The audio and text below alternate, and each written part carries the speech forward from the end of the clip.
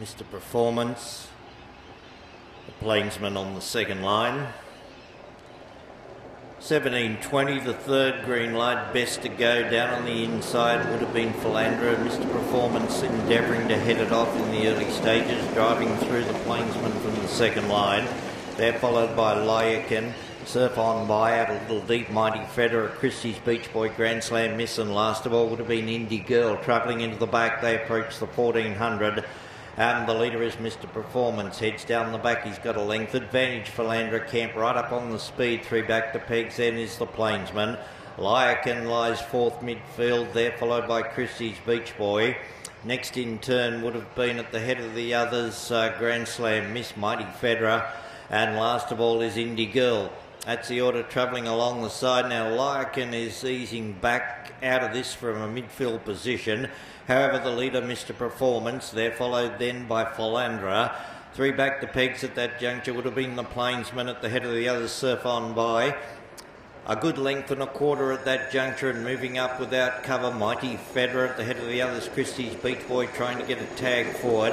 Lyakin dropped back to be third last, second last at that juncture, and pulling very hard. Would have been Grand Slam Miss, about to be joined by Indie Girl. That's the order heading to the back. Approaching the 600 metre mark they go.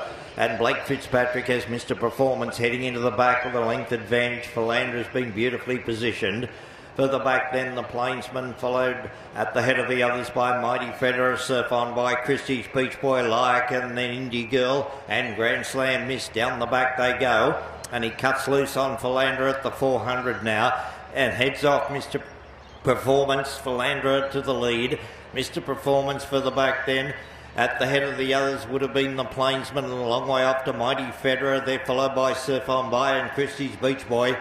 Near to the point of the turn, however, and Philandra well clear.